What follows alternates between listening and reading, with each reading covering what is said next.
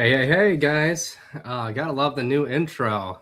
I know. It's lovely. Yeah, we gotta put with TJ Dunham and Chris in there. I Well, hey, like the guys. wink at the end. Welcome to the show. We got Martin here today. Hello, Martin, guys. Can you hey, hear me loud? yeah, we can Yeah. hear you. Martin is the CEO of Chain Aware. Martin, you just want to intro yourself? Okay. So I've been in the sector pretty long. So in January, we launched the first product, actually 2023 in February. It was 4th of February 2023. And that was AI-based predictive fraud detector, meaning we predict fraud happening in the future before it happens. And yeah, soon it will be live 3 years. Then we launched as well a rug pull detector. Then we launched many other AI products. So actually, we have launched now in January 12 products, and they are in the fraud detection like a segment. Then in the segment of the growth technologies, like how to accelerate the growth in a Web3, and then as well in the segment now in the portfolio technology. We have as well Great. one or two products in portfolio technology too. So anyhow, we are just Great. analyzing blockchain data a lot. So you find frauds in blockchain projects. You find like exploits in the smart contract, right? Oh, okay. If you're looking at the frauds, okay, there are two types of frauds. There's a contracts and there are the wallets now. Very many are focusing on the contracts. Very many. Now there's a lot of auditors. Now this is AI-based verifications and everything. Everyone is very looking on the audit, focusing on the how we validate the contracts. But there's another part of a story. That's the wallets. We focus on the wallets. We focus on the wallet's behavior because wallets, it's your fingerprints, like how you think, how you act, what you do. And these fingerprints, if they're compared with very many other people, are leaving so many possibilities for the conclusions about your future predictive behavior. So that means we focus wallets only. And for the wallets behavior, then we predict as well what these people do in the future with the contracts. So Yeah. Well, we're yeah. glad to have you here, Martin. We're going to be kind of, going over our daily news topics, and we love your opinion. Last Okay. week, we looked at an analysis by Peck Shield, and they showed that November was one of the worst months for total exploits in history. And I can imagine that your tech could be helpful with that. With stopping. Definitely, like everyone is speaking of the exploits, but again, like people are focusing on the contracts, or let's leave central exchanges aside. But it's so easy to avoid the exploits because exploits are created by the wallets. You just have to exclude the bad wallets from joining into your DApp, and that's. But people are not doing Oh, it. gotcha. People are like, hey, anyone can use my contract, and of course, the exploiters will use your contracts. Where are So, you seeing a lot of these exploits? Are they state actors? Are they just big whales that come in and they mess around oh, with people's liquidity? okay, this is now overview. What we are thinking. We are saying all this. It's an industry. It's a scam and a fraud industry, and it's the very highly profitable industry. If you're taking like in a Web3 subsegment, it's not so that some hacker Johnny is waking up on the morning and thinking that he's doing an hack. It's an industry. There is a social engineering part. There is whatever outreach part. Oh, I There know are about that all, firsthand. all all other parts. So that means we are dealing with an industry. So we are dealing with the industry which is highly profitable, and then we are competing, we are protecting ourselves against this industry with some Stone Age technologies, or not protecting at all. So Yeah, absolutely. Chris, what do you think? I was just wondering if you were so able to just predict a normal user or, just someone with a wallet. Are they going to dump or are they not? What is their usual trading style? Is it able to look at stuff like that as well? Or is it just no. specifically for fraud and Okay, we started from the fraud so that we predict the fraud, and actually we predict fraud 98%. 98% based on the Wow. blockchain history, fraud happening in the future before. So we are predicting before it happens. Now, Mhm. then we have also a rug pull detector. Now, rug pull detector is let me say some numbers. Like if you are taking the Pancake, for example, it's more or less public secret that on Pancake, 96% of pools end up with rug pulls. Now we are predicting 65% of them. Wow. Rug pull before the fact. Before the fact. Let's say I was a trader and I used your guys' platform and I saw a token listing on BullX, right, or Neo or one of those with perpetuals. I can use some leverage, and your platform detects that it's a rug. You're telling me I could open up a short on one of those platforms and short the rug before it happens. This is one way. There are two ways. Let's say, like, if some trader is creating portfolio, he's putting like 10 tokens because he doesn't know. But statistically, there are so many rugs of them. So he has to already calculate in his profit calculation that there will be so many rugs. Now, if he knows already that, okay, 96% on Pancake, okay, not against Pancake, we love it, but 96% of pools created on Pancake are rugs. So now we can predict 65% of them, and we have verification script on our website, so anyone can play it, anyone can check it. So that means you as an investor or your token holder, whatever, mini investor, mini hedge fund, so you can already predict where you put your funds, where you don't put your funds. So you automatically increase your profitability. Now, the other way is shorting, yes. Now, most of these pools are like they're very short-lived. Like there's two hours, 90 minutes, and so. But very many of them they follow the same pattern. There's a huge social engineering. There's a huge noise created in the ecosystems, on the channels. Then people, a lot of newbies, they're coming in, they're buying, and then the ruck is so boom. So, but how do we predict it? We say it very simple. Bad wallets create bad pools. Now, good wallets create good pools. Now, if we are looking who is creating the pools, we are looking who is adding the liquidity.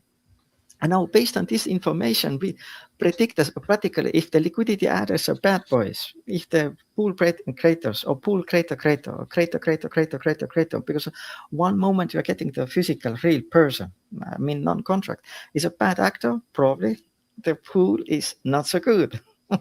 That's the logic. That's how we predict. Now, we're not analyzing the contract. We only analyze what happens with the creators and liquidity providers of the contract. That makes sense. So just one more, based around that. So could you, because you say it becomes a bit predictable, right? Because they're following the same sort of pattern. Could you then give a rough estimate of when they would rug, what market cap they would rug, or what sort of time frame? Okay.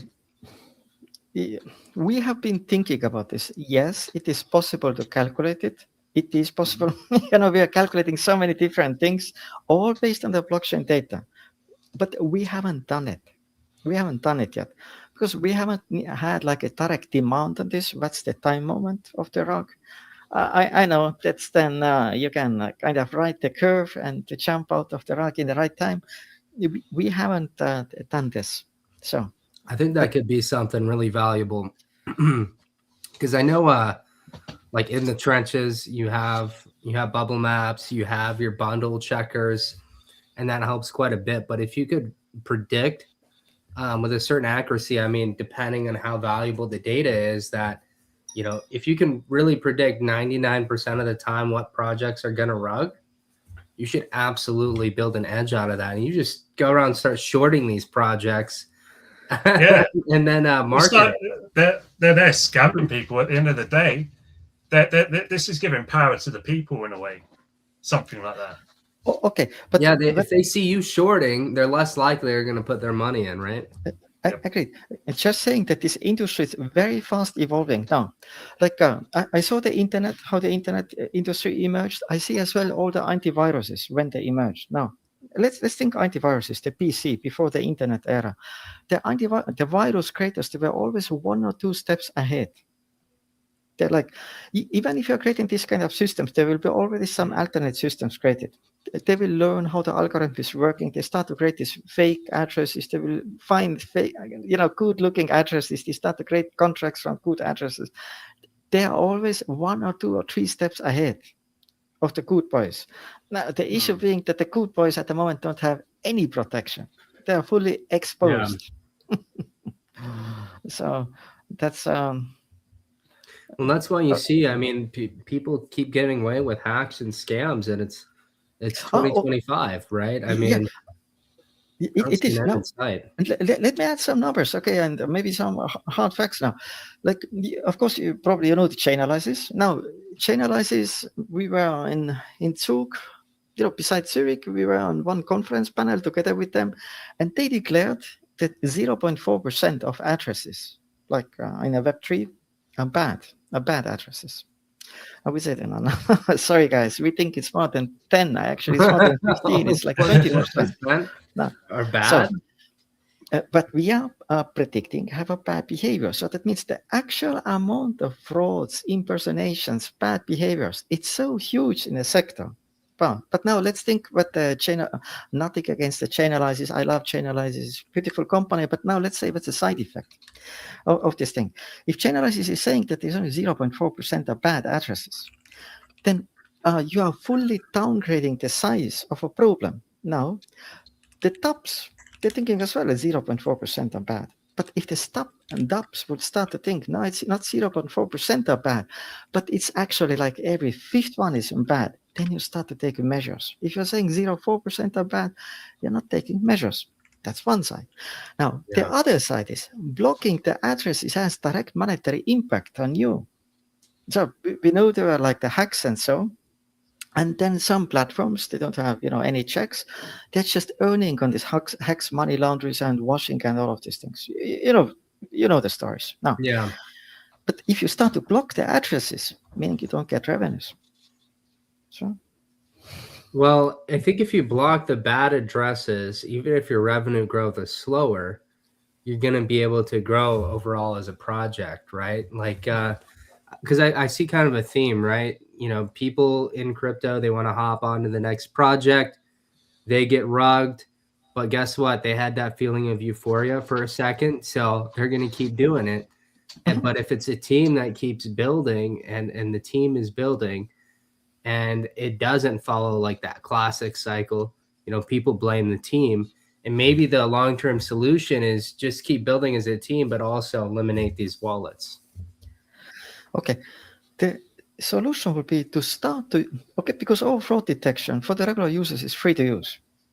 The solution is to start to use these predictive tools. That if you interact with someone, someone is trying to sell to you something, just say, send me a wallet and just sign it that it's your wallet.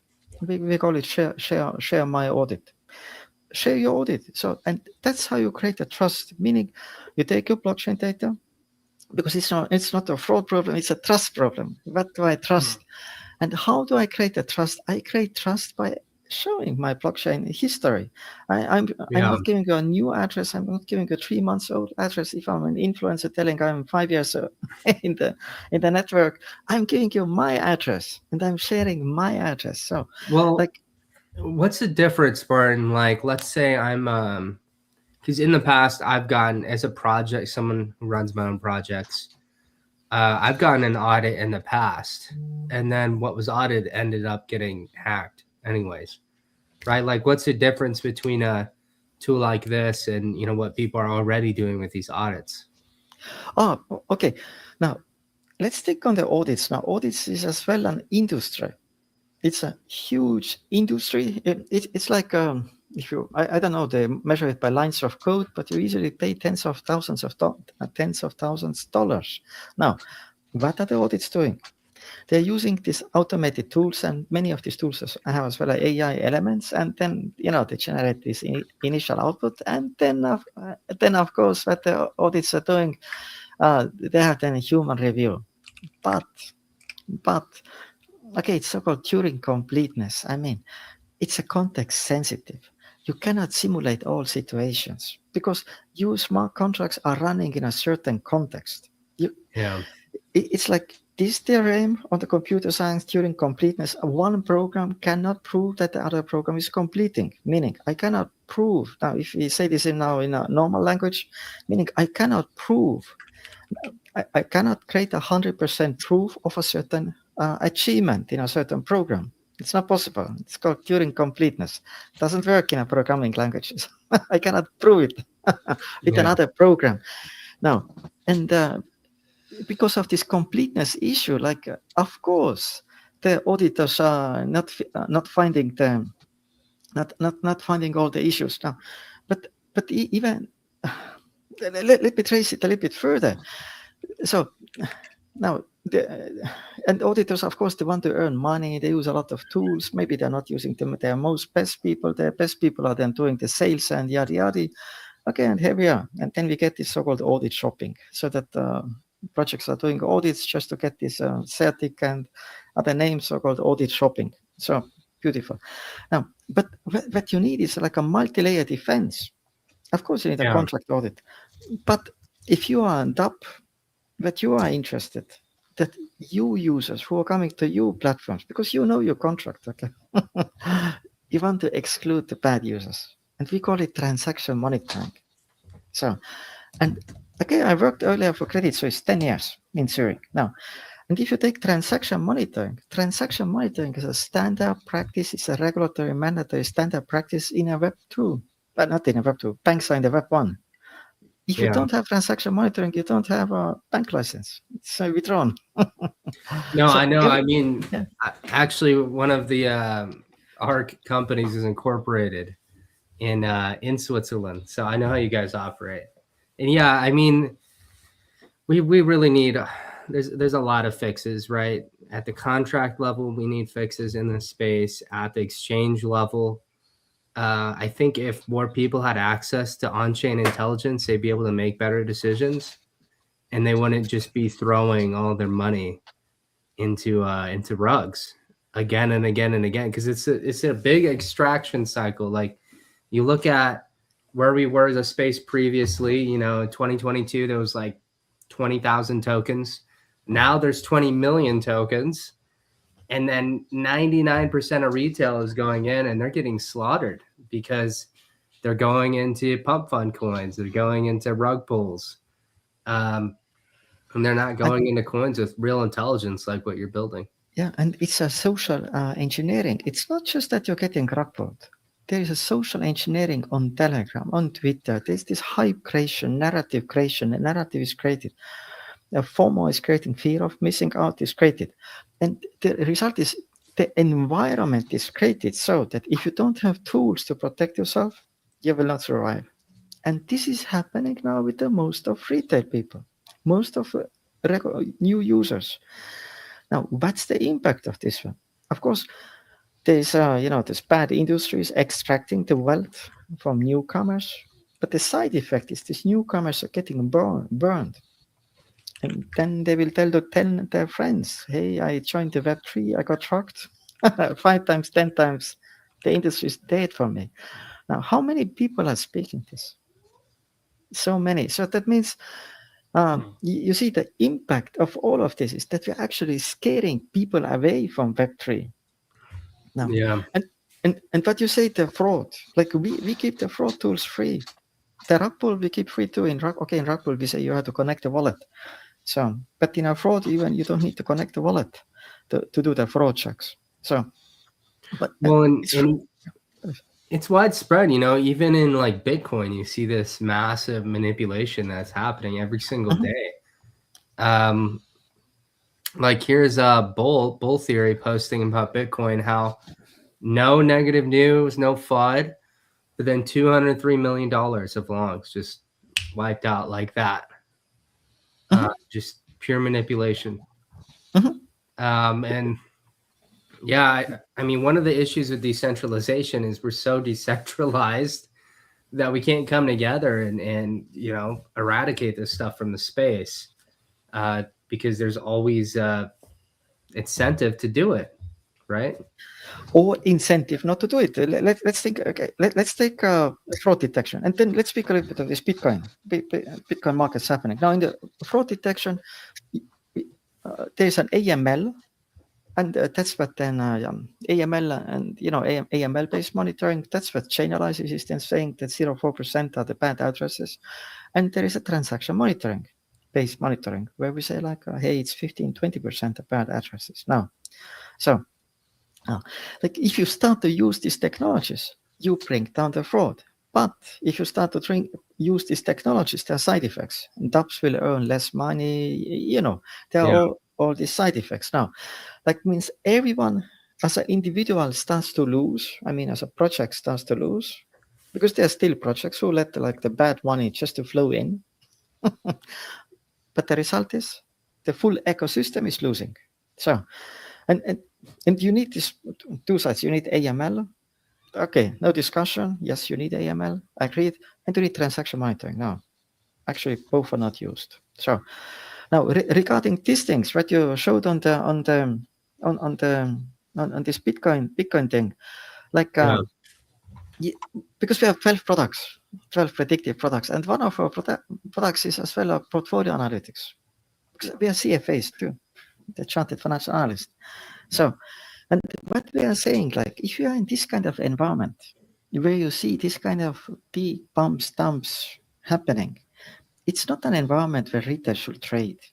These are big boys. Big boys are doing the actions, and so what the retail can do, what retail can protect himself, is just to create a portfolio. Create a portfolio, the rebalance, diversify. Not just there is a definite. There's difference between diversification and the portfolio. Now, if you create a portfolio, it's a return risk optimized. We already considered the correlations.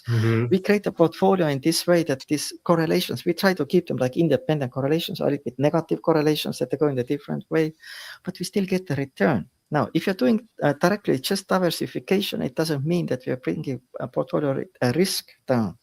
Now, if you do the portfolio, this advanced algorithms of portfolio creation, we give return and you bring the risk down. So you actually need both.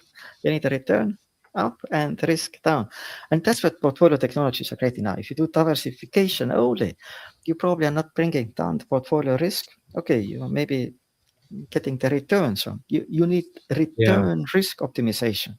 So, and if you see these kind of charts, just do return risk optimization. Just, don't trade. Well, I mean, risk optimization is a term that's not very understood with us degenerates, right?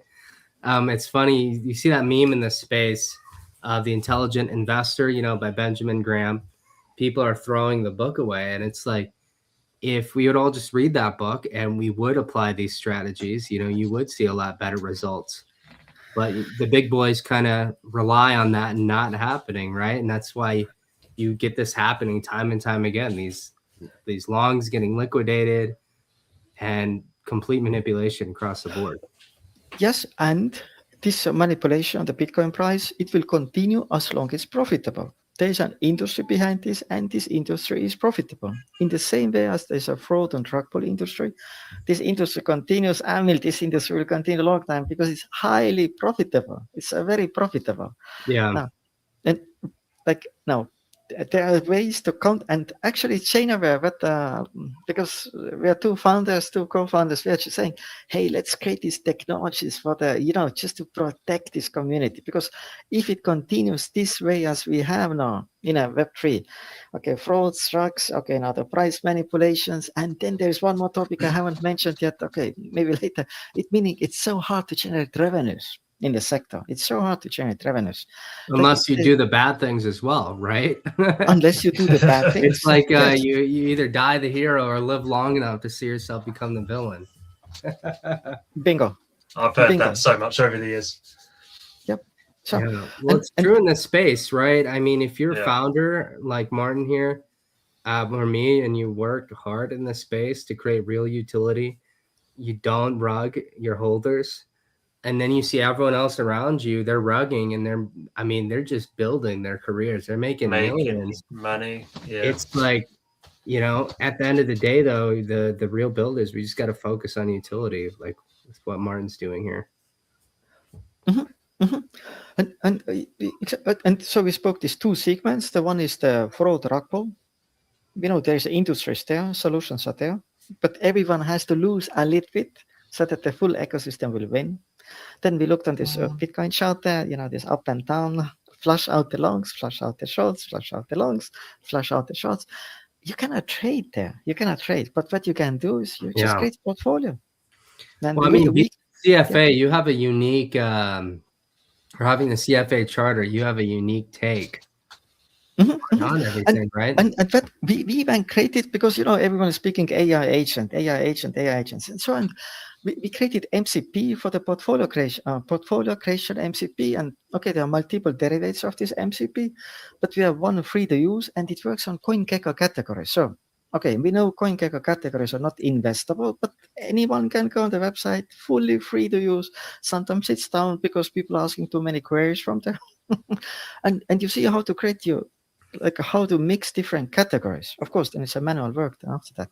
Well, I wanted to ask you, Martin, with your unique experience, you mentioned being at Credit Suisse, you mentioned having your CFA. Would you recommend getting your CFA? And can you kind of explain to people what that is? Because I'm a big fan of it. I studied for it, right? Treasure. I think it's worth it. It's definitely worth it. Now, okay. Now I don't want to show off. I have an MBA and a CFA. Now, if you have to choose from both one, choose CFA. Now, why CFA? There are the three parts. First one is easy. Now, the second one, okay, tough. The third one is going to real investment now. Because if you look like what Credit Suisse is doing, Credit Suisse is private bank. And there is an investment bank. But what happened, the investment bank became too big and created many issues. But technically speaking, Credit Suisse is a private bank. And private bank, it means how you generate wealth with money, how money creates money. Now, you have to look what the rich people are doing. The rich people are not trading. The rich people are not hunting, some new 10x's, 5x's. No, they are creating portfolios. Yeah. And all CFA, technically speaking, is about this: how you create portfolio, how you and how you guide it. Now, so how you develop the portfolio. Let me pause you real quick, Martin. So I know getting the perspective of getting a CFA for a job, that's one thing, but let's say for our trader or people who trade the markets who watch this show, is it worth getting a CFA to manage your own personal portfolio? Oh, okay. Now, there are, maybe if you're a trader, there are two other certifications. There's one is a Kaya. Okay, my co-founder is CFA and Kaya. Okay, I'm on CFA. Now, Kaya is Certified Alternative Investment Analyst. That's a Kaya. Then you're going a little bit more trading. CA. And then you have a special technologies now, special certifications like certified financial trading and so. These are CFP or something. CAFT. Also, it was a long time ago. I don't because I'm curious. You can always get your MBA. You can always get a CFA, but are they just letters at the end of the day for someone who doesn't live in the corporate world? Let's say you manage your own portfolio. Let's say you are somewhat successful in the space. You have 500K or more that you manage. Is it worth it getting a CFA to manage? Definitely. Because you learn all these things. You learn how you, even if you cannot use it maybe on certain tokens, you learn how you hedge your risks. You learn how you create your portfolios. Let's say, very important part, in private banking, it's standard. Now, but in a Web3, I'm not aware of anyone who's doing this. If you create portfolio, the portfolio has to match with your ability to take a risk, willingness to take a risk. Sorry, willingness to take a risk. Let me make an example. Some people, if they lose 5% overnight, they cannot sleep. Other people, if they lose 50%, like TJD, sleep like a baby. Hey, I mean, when you lose 50% and then another 50% and another 50%, it doesn't hurt as much the second time. People say it doesn't matter for me. Actually, it matters because people's psychometrics are different. So, and when you create portfolio, you have to create portfolio so that it matches your psychometrics. Or if you are clients, that it matches your clients' psychometrics. Be careful. I mean, if complete degenerates match the psychometrics, it's not going to work out. No. It means only that some people don't have issues with taking higher risk, because if you take higher risk, you get higher return long term. Yeah. Long term. No, but short term, probably there will be tips. And then your wife is asking, "Where's the money?" or something in this question. Show me the money. Situation. Let So- me ask. The worst one is because you're talking about waking up and it's okay, I've just lost 50%. The worst part is when you're on Solana, say, yeah, and you shouldn't sleep on a coin on Solana, and then you wake up and go, no, and you see your wallet down 98%. Well, I think if like if what Martin is saying, if everyone got a CFA, I mean, it changed the industry for sure. I want to ask you. Go ahead, Please. Martin. Oh, okay. I just want to say, like, you see, like, when we are looking at, we created, actually, ChainAware is focused on the blockchain analytics now. And then when it was end of May, beginning of June, we launched this portfolio creation MCP. Like, it's actually a little bit like an out of zone. Personally. Like, because it's like, it's not directly analytics, it's not directly prediction. So, but we were like, hey guys, like, the guys, communities, people have to get the mindset. Don't trade. Before Credit Suisse, I worked for the biggest independent hedge fund called Man Investment. Most of people don't know Man Investment. That's fully okay. If you have 5 million or more assets, you know. Otherwise, you don't know. So it's fully okay. I worked the biggest independent hedge fund. Flex, Martin. So it was 2007, 2008 there. Now, that time we had a technology. Retail today doesn't have it. They don't have it. Now, if you're doing trading, you need a trading strategy. You need a risk management strategy. Now, okay, most of retail doesn't have trading strategy. Okay, maybe let's say 10% has. Do you have a risk management strategy in place? Yeah. So, meaning like, okay, we created this portfolio thing. So just to say to people, like, if you are trading, you opponents, the other side, it's a very advanced, with very advanced trading strategies, with very advanced risk management systems. Now, if you're trading, you're just a dinner. They eat you for fun. Now, and we say, how can retail earn? How can retail accumulate? Very simple. Do the same what rich people do. Create a portfolio, rebalance. Yeah. And just look on this, all the KOLs, all these Twitter wars, and so just don't follow any KOLs. Is that what you're saying? Exactly. I think, mathematics will solve it for you. The stories that I see where a lot of retail wins is if they treat Bitcoin like a savings account. It's not financial advice. I think Martin's the only one that can give financial advice here because he's a CFA. But if you treat Bitcoin like a savings account and you're not constantly pulling out the chase a meme coin, but you put money in there, just treat it like a high yield savings where you're not constantly messing with it. So it's not, messing with your psyche.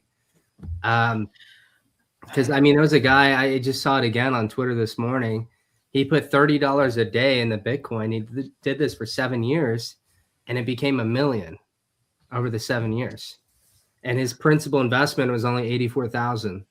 That's over a 10x. Exactly. Like Bitcoin, 60% of MCAP. Now, stable coins are other 10%. So that means Bitcoin and stable coins are 70%. Now, Ether takes away the 10% and PNP 4%. So 84% are stables, Ether, Bitcoin, PNP. So, and now everyone is focusing on the 16%.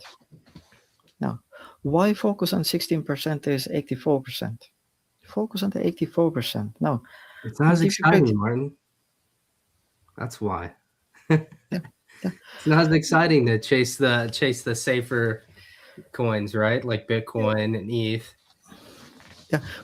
Okay, it's like a gamification. Like there's this adrenaline, and trading is addictive, and that's bad. So people are trading sometimes to make profit, they get losses, but it is kind of addiction. So now, and when people start a lot on this trading, it's really they are stuck on the screens. They're stuck.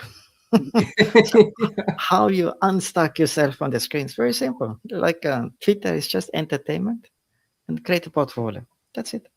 Yeah, I think part of it too could be like if you have real money that you don't play around with, put that on a centralized exchange like Coinbase, or put it on an exchange, or even get a financial advisor if you have real money, so that it's way harder for you to go chase into some meme coin, right? Because 99% of the time, if you want to put your money into a meme coin and you can't for a couple of days, by the time you're ready to put the money in it, it rugged already, and you're like, oh, thank God I didn't do that. So, well, one thing's been eating away at me here, Martin. So you mentioned your experience in the hedge fund world, right? You have your CFA. You're extremely qualified to be developing chain aware. I also want to ask you about prediction markets like Kalshi and Polymarket, because personally studying the market, I think the biggest opportunity for financial firms and hedge funds in the next 10 years is to hedge risks in the prediction market. I wanted to get your opinion on that. Okay.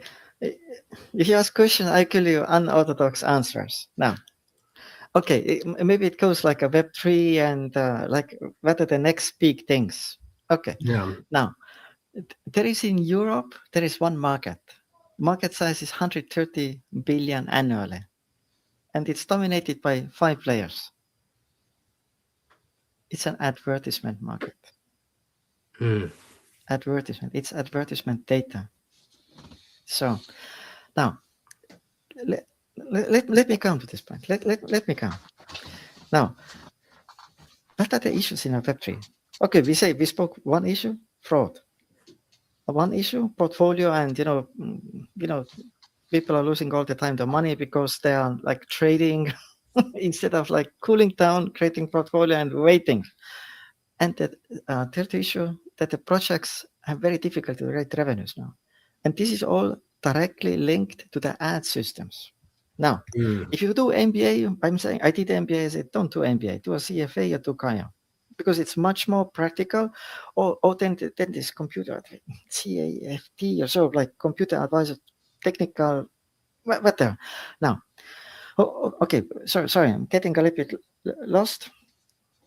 Advertisement market. So advertisement. So now Web 2, Web 1 and Web 2, what was the innovation of Google? It wasn't this what they tell you in the marketing schools. And the Spotify is not the network effect. It was taking down the advertisement costs. Now, if you take down the advertisement costs, everything scales. That's how Web 1 became the Web 2. Now, an advertisement is directly created with prediction. You see, if you're saying prediction market, of course, I can create a prediction market. What will Mr. President Trump do tomorrow? I can create this prediction market. But this is like a gamified, it's the same Pump.fun now, a new incarnation of the Pump.fun. Okay. But because it's again like a trading, gambling, adrenaline, Mentioned markets. Yeah. But I think the biggest opportunity, if you want Web3 to succeed, is the same that Google did. I know some people don't like Google. I say it's their genius. It's the genius is that they started to predict user behavior. It's a user behavior prediction. And based on user behavior prediction, they created the targeting systems.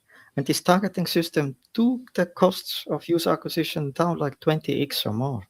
Because if you target right people, you increase your user acquisition.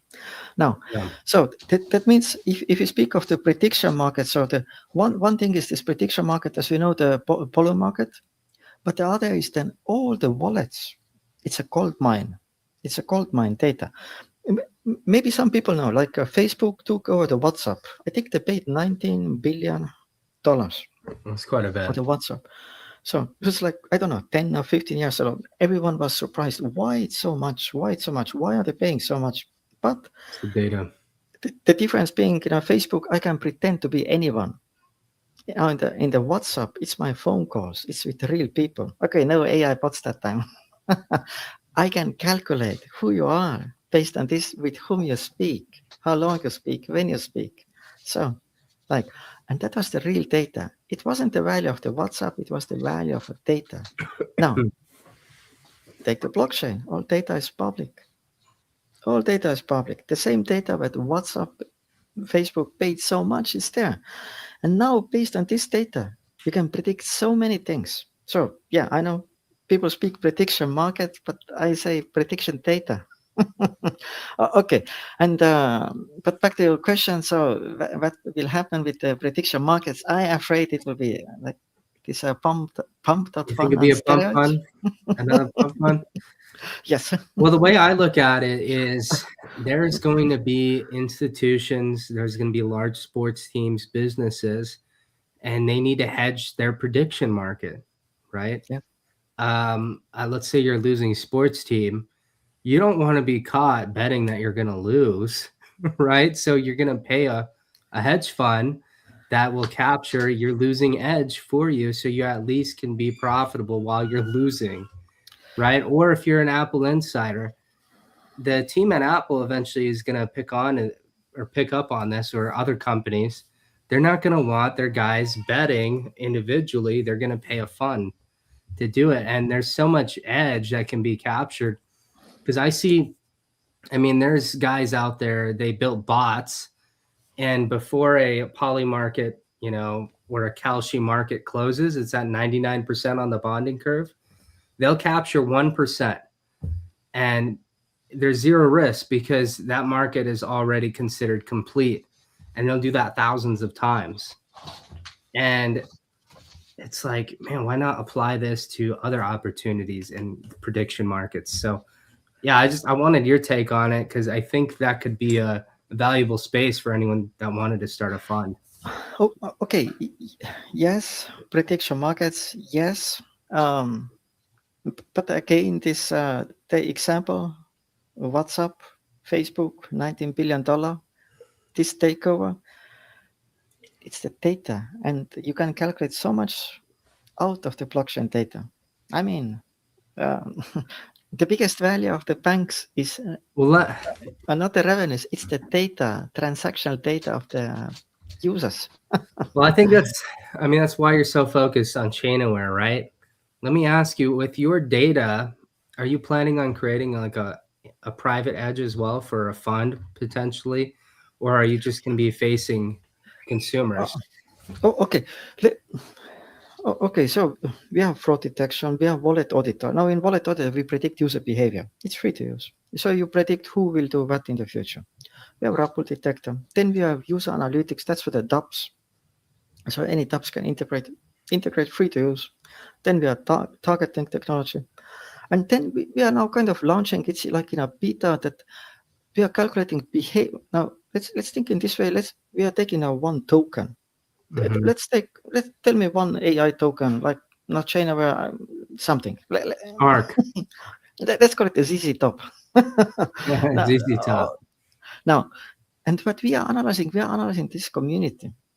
We look, we are calculating, we are practically creating something and we give it away. It's free. It's actually already on the website. It's free to use. So anyone can use it and anyone can analyze any token community. No, we are not analyzing Twitter. Twitter, you can manipulate as much as you want. We are not analyzing Telegram, manipulate as much as you want. We are not analyzing the holder numbers. So there's so many things that you can manipulate. But what you cannot manipulate, this is a wallet behavior, because this will be very costly and it requires time. This behavior emerges in the time. Now, you cannot just create 100,000 new wallets and say they have this behavior. No, they don't have. Well, that's exactly what I wanted to ask, Martin. Like, let's say you have a bad actor and let's say your platform becomes extremely popular. I mean, couldn't they just create a bunch of new wallets and use an engine to generate new wallets, and then they just perpetrate everything through a new set of wallets every time? Agreed. But there's a parameter time. Now, we are doing in wallet auditor, we are ranking every wallet. The better wallet rank, it's a unique number. It's always changing depending what other wallets are doing. We have soon 10 million wallets calculated. Now, but the wallet rank depends on the time. And all this intention calculation, fraud detection, everything depends on the time. Now, if you're doing now a lot of transactions in a very short time, in 1 week, in 1 day, in 1 hour, the time component is not there. It's not human. Like, there's a human behavior and there's a bot behavior. The number one indicator in the future that will separate legitimate wallets that you want to interact with to wallets that are associated with fraud, scam, and abuse is the age of the wallet, like an aged wallet ratio? Oh, okay. We have hundreds of attributes on every wallet. Like, let me visualize it this way. Let's take a token. Let's say token A and token B. Now, okay, and now we have one parameter, one chart that everyone can see for free is experience of tokens, if experience of token holders.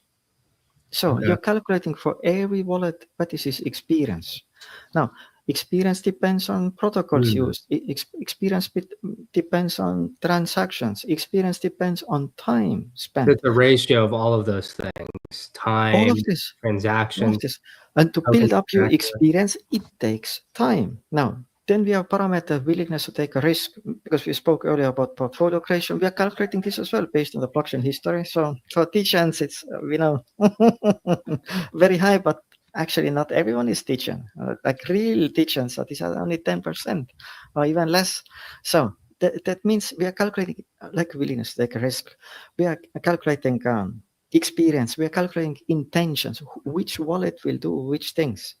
Now, we are calculating fraud on every fraud probability. That's the probability he will do based on his, I think, his past fraud. Like all this data, hundreds of data points, it flows together. Now, it will be very difficult to fake. It will be very difficult because, of course, you can say you fake some parameters of this, but on the end, you cannot fake the time. You have a time parameter. So, like, if someone wants to do these bad things, will they invest 6 months to build up 100,000 good wallets, which had to do a lot of transactions in this time? Not with the same amounts, but with the different amounts. So, that's. I really like the approach, right? Because most of these, I've looked at so many of these analysis platforms over the year.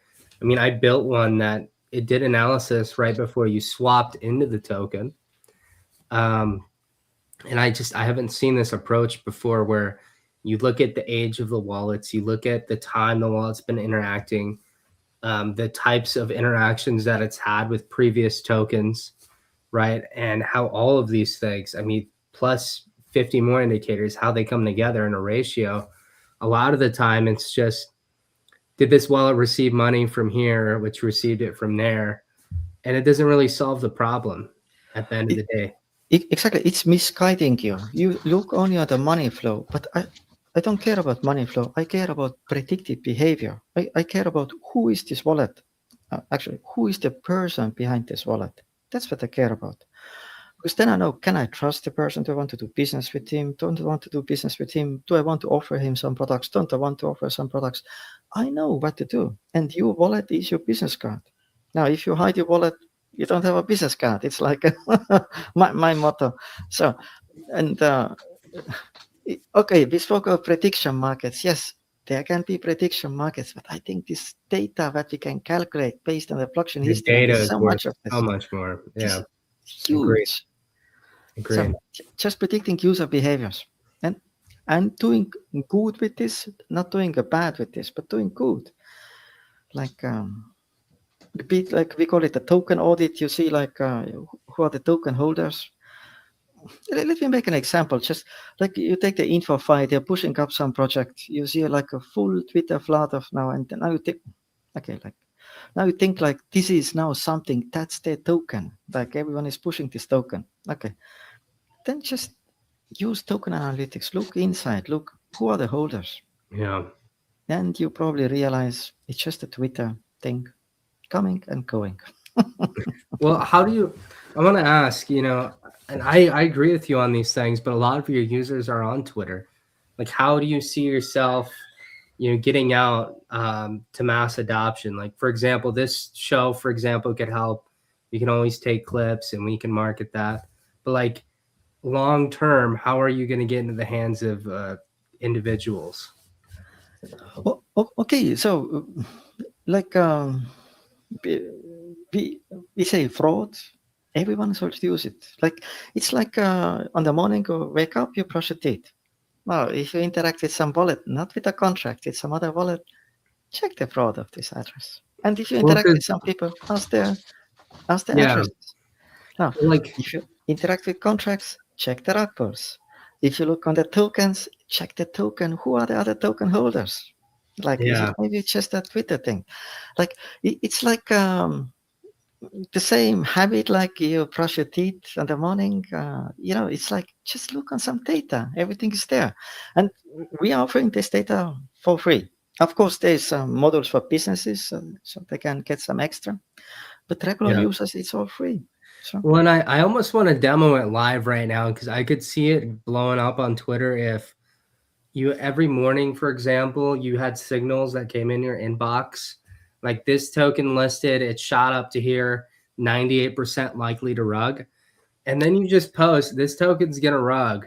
And then it rugs. And then everyone will look at you like you're an oracle, right? Let me tell you a funny story where we got the idea of a rug pull detector. Where the idea came, because first we had a fraud detector. Now, actually, Chainaware has been copied many times. That time our backend was kind of free. You could use it for free. And our website was copied. And the token was launched. This has been done many times. And the token were pumped. And then they were rugged. And then we used our tools and we looked like, hey guys, we can predict all of these things. So, but this, because some guys, they just created rug pulls on Chainaware copies. Then we said, hey, now let's get rug pull. Let's get predictive rug pull detector. But, and what we are doing, I think on the BNB, it's like 1,400 pools created per day. And we are analyzing every pool. We are analyzing when liquidity is added, like contract creation, liquidity adding. It's like 1,400 per day. Of course, on Solana it's more. Solana, yeah. but yeah, we have this we have all this running continuously 24/7, analyzing every new pool created. From a trader perspective, like an overlay that would sit on Pump Fund, right? And you're trying to trade. I mean, I could imagine how cool it would be to get really fast signals there where, it picks out the one token maybe out of 1,000 that's unlikely to rug, and then someone can go into that instead of blowing all their money elsewhere. Oh, okay, we do less on Solana because on Solana Pump Fund, there's so many of them. There's still this computational. Too much data. There's too much data. And there's one thing as well. So if someone from Solana Foundation is listening to this, like there's one thing I don't like on Solana. It's very difficult to get Solana data. Because if you're using SolScan, you get 500 transactions. And then you have more transactions, you have to really wait. It takes you like 20 seconds or half a minute to create to get the transaction data, but we need transaction data. Now, that's my big question. Why Solana Foundation creating technology where we cannot get access on transaction data? Now, like what do they want to hide? Interesting. And that's why we are like handicapped on Solana analysis too, because we just get 500 transactions, we wait, we read the next, we wait, we read the next, we wait. Why are they hiding the data? Of course, we know the answer. Like if there would be data so available, like on Etherscan or BNB scan. Martin, don't tell everyone. Don't give up as well. Like there must be a way around this, right? A faster way to get through the transactions, because it would be very valuable on Solana. It will be very valuable on Solana. I'm just saying that it's the only chain where we met this kind of stuff, and that it's difficult to get the transaction data from public data with the blockchain reader. So it's the only chain. So, but on all other chains, no problems. So it's just the Solana. I was going to say, would there be limitations a little bit because people want that data fast? But as you say, it's just Solana where you would have the issue. So it might put people off. That's what I'm trying to get at. Like, you're seeing something that could potentially go to the millions. You've seen it low cap. You want to get into that. You don't want to be messing around with something that's going to cost you that time. It might save you money. But a lot of degenerates don't see that, do they? They just want to think, oh, no, it'll be fine. I'll just go into another one. Yes. Oh, okay. We support 8 chains, so I think we have 80% of the market transaction coverage. So, but yeah, Solana, we have this. We are handicapped. This famous 500 issue. Okay, we have raised this, but Nothing has changed. Well, there you go. We'll just everyone boycott Solana. No, will not happen. Will not happen. No, So, it won't. It won't. But yeah, I you know, like you say, there's not a lot you can do. I'm sure you've tried to look for ways around it, but you just focus where you can. You know, it's good that you offer your services for free. And then I'm guessing the higher end of the subscription would be for a business where they'd get the most for their money, right? exactly. No, for the businesses, okay, for regular you, and we have a lot of regular users. Oh, like I said, we have this portfolio chat where you create the portfolios based on a CoinGecko. Now, sometimes it's down because there are so many queries on this. People are learning. DJs are learning, don't just diversify, create return risk optimized portfolio. But Rug detector, fraud detector, wallet auditor, all free to use. Highly popular. People are using it and I love it. And then, of course, we have for the businesses, we have this transaction monitoring. But then we have this slight issue like with some clients, if they use all transaction monitoring, they can do less transactions. They will lose revenues. But we are saying like, hey, they want to, fight the fraud or they want to get revenues, like what they want. And that's our issue that we predict too many things. So compared with the chain analysis and with some other competitors of chain analysis, then we have targeting engines, that we predict user behavior, like a wallet behavior. And based on wallet behavior, practically you know which messaging you give to the wallets. It's the same like Google AdWords, but now with the Web3. So we have this technology. This is used by DeFi platforms, of course, but many don't want that. They don't want that it's so exposed that they're using this technology, because somehow some people are saying that the blockchain data should be private, and so I'm like, I have fully opposite view. I'm saying blockchain data is not private. Blockchain data is your business card. Based on your blockchain data, you are showing to others who you are, and the other businesses, private persons, companies, they can know as well what do they offer to you. So based on your blockchain data. So there's a little bit this, how we call it, discussion on these are growth agents. Yeah, and these are these are the main transaction monitoring and growth technology that we offer to businesses then based on all the data that we calculate. So yeah, and we are getting now soon to 10 million addresses calculated. Plus we have then portfolio technology as well. Okay, there is one project they are doing something for Solana. There is one project with our technology. They are doing something for memes with our technology. So yeah, but the idea is people have to start to use it, like portfolio technologies, fraud technologies. Everything is there. Like and I see like Twitter is like all the time like full of like complaining. And I'm like, hey guys, instead of complaining, take the free tools.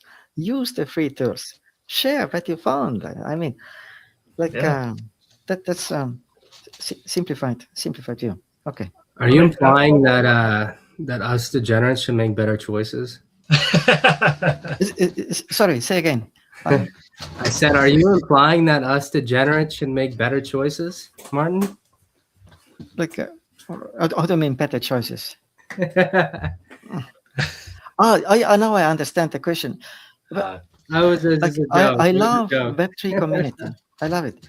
I'm just saying, if the Web3 community wants to grow, really to grow, you cannot play naked like when all your opponents, adversaries, have like industries. Be what we spoke before, be it like a fraud industry or be this famous industry which does the Bitcoins ups and down. You need tools. You are DGen.